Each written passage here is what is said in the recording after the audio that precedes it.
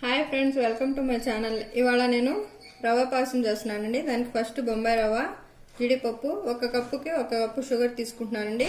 ఎక్కువ కావాల్సిన వాళ్ళు ఇంకో కొంచెం ఎక్కువ వేసుకోవచ్చండి. నేను టేస్ట్ చేసి వేసుకుంటాను. మేము ఎక్కువ తినండి, లైట్గానే షుగర్ తింటాం. తర్వాత కాల్చి చల్లార్చిన 1 లీటర్ పాలు అండి, 3 కప్పుల వాటర్ అండి, నెయ్యి. ఫస్ట్ పొయ్యి వెలిగించి నేను పాయసం చేసే గిన్నె పెట్టుకున్నాండి. దాంట్లో నెయ్యి వేసుకోవాలండి. ఒక 4-5 స్పూన్లు నెయ్యి వేసుకోవాలండి. నెయ్యి వేసుకొని మనం ఫస్ట్ జీడిపప్పు ఫ్రై చేసుకోవాలండి. లైట్ బ్రౌన్ కలర్ వచ్చే వరకు ఫ్రై చేసుకోవాలండి.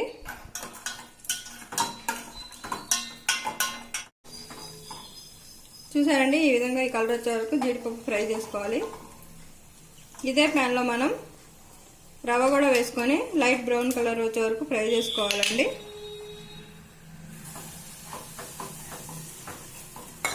బ్రౌన్ కలర్ వచ్చే వరకు ఫ్రై చేసుకుందామండి. రవ్వ కూడా బాగా ఫ్రై అయిపోయింది. లైట్ కలర్ వస్తే చాలండి, లైట్ గోల్డెన్ కలర్. ఎక్కువ ఫ్రై అవసరం లేదు, పచ్చివాసన పోయే వరకు ఫ్రై చేస్తే చాలు. ఇప్పుడు పొయ్యి కట్టేసుకుని మనం ఈ రవ్వని ఒక ప్లేట్లో తీసుకోవాలండి. అదే ప్యాన్ని మళ్ళీ పొయ్యి మీద పెట్టుకొని మనం వాటర్ వేసుకోవాలండి. మనం 3 కప్పుల వాటర్ తీసుకోవాలండి. తర్వాత అందులోనే పంచదార యాడ్ చేసుకోవాలండి. నేను 1 కప్ పంచదార తీసుకున్నాను. బాగా కలుపుకోవాలండి. పంచదార కరిగే వరకు మనం వెయిట్ చేయాలండి. చూసారండి, మనం వేసుకున్న వాటర్ బాయిల్ అవుతుంది. ఇలా బాయిల్ అయినప్పుడు మనం ఆల్రెడీ ఫ్రై చేసుకున్న రవ్వ ఉంది కదా, బొంబాయి రవ్వ, అది వేసుకోవాలండి. ఉండలు కట్టకుండా కలుపుతూ వేసుకోవాలండి. ఒక 2 మినిట్స్ బాగా ఉడకనివ్వాలండి. చూసారండి, ఈ విధంగా రావాలండి. మనం టైం 1 మినిట్ అయిందండి నేను వేసి. ఈ విధంగా వస్తే చాలండి. ఇప్పుడు పొయ్యి ఆఫ్ చేసుకోవాలండి.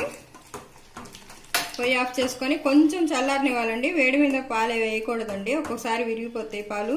కొంచెం ఈ రవ్వ మిశ్రమం మనం కొంచెం చల్లారిన తర్వాత పాలు యాడ్ చేద్దామండి.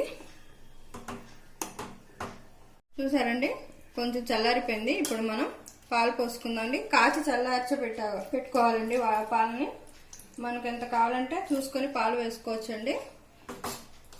బాగా కలుపుకోవాలండి. చాలా ఈజీ అండి రవ్వ పాయసం చేయడం, చాలా టేస్టీగా కూడా ఉంటుంది. ఒకసారి ట్రై చేయండి. నాకు 1 లీటర్ పాలు పట్టిందండి ఒక కప్కి. చూసారండి, ఎంతో టేస్టీ అయినా రవ్వ పాయసం రెడీ అయిపోయింది. దీంట్లో మనం ఫస్ట్ ఫ్రై చేసి పెట్టుకున్న జీడిపప్పు వేసుకుందామండి. కావాల్సి వస్తే కిస్మిస్ కూడా వేసుకోవచ్చండి.